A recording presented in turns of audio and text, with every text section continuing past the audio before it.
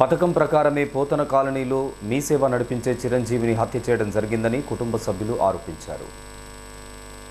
ఈ మేరకు ఎయిటింగ్లైన్ కాలనీలోని ప్రెస్ భవన్లో ఏర్పాటు చేసిన మీడియా సమావేశంలో పాల్గొని మాట్లాడారు. చిరంజీవికి వివాహం జరిగి 2 పిల్లలు ఉన్నారని తెలియజేశారు. దురదృష్టవశాత్తు 2019వ సంవత్సరంలో చిరంజీవి భార్య మృతి చెందడం జరిగిందని వివరించారు.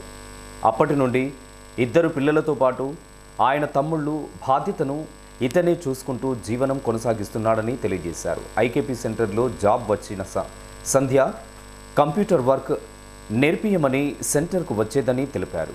ఈ నేపథ్యంలో వారిరువురి మధ్య ప్రేమ కుదరడం జరిగిందని, కాగా సదరు మృతుడు ఇలాంటివి వద్దు, నాకు 2 పిల్లలు ఉన్నారని వారించినప్పటికీ వినలేదని, ఇట్టి విషయంపై గతంలో పెద్ద మనుషుల మధ్య మాట్లాడుకోవడం జరిగిందని తెలిపారు.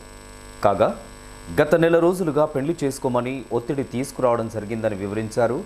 మాట్లాడుకుందామని సెంటనరీ కాలనీలోని ఐకేపీ సెంటర్కు రమ్మని దారుణంగా హత్య చేయడం జరిగిందని తెలిపారు. కాగా మృతుని వద్ద నుండి 10 లక్షల రూపాయలు, 5 తులాల బంగారం, ఒక ఫ్లాట్ ఆమెకు ఇచ్చినట్టు తమకు సమాచారం ఉందని తెలిపారు.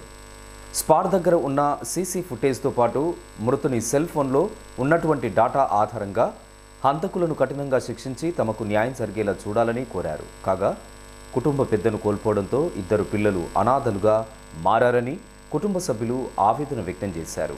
చిరంజీవి వాళ్ళ బావని మొన్న 10వ తారీఖు రోజు చనిపోయిన కోట చిరంజీవి మీ సేవ ఆపరేటర్ వాళ్ళ బావని వీళ్ళు తమ్ముళ్ళు చిన్న కొడుకు వాళ్ళ బాధలో ఉన్నందువల్ల మాట్లాడలేరు. నేనే వాళ్ళ మాటగా మాట్లాడుతున్నా. మా బామ్మది మ్యారేజ్ చేసుకున్నాడు. పెళ్లి చేసుకున్నాక 2019లో మా చెల్లె చనిపోయింది.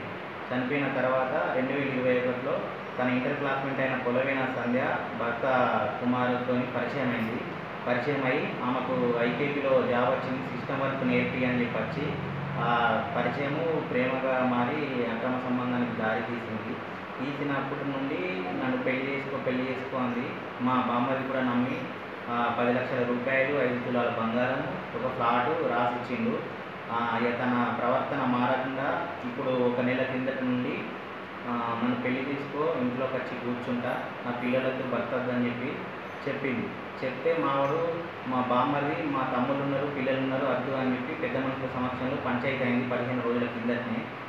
తర్వాత వాళ్ళు పథకం ప్రకారం ఫోన్ చేసి మాట్లాడుకుందాం రమ్మని చెప్పి సెంటనరీ కాలనీలో తను పనిచేసి సంధ్యారాన్ని పనిచేసే స్థలానికి రమ్మని చెప్పి అక్కడ 5గురు తన భర్త కొలవైన కుమారు, అన్నయ్య నరేష్, వాళ్ళ బామ చందు, మల్లయ్య వాళ్ళ డాడీ అందరు కలిసి విచక్షణారహితంగా కత్తులు గొడ్డలతో దాడి చేసి చంపేశారు.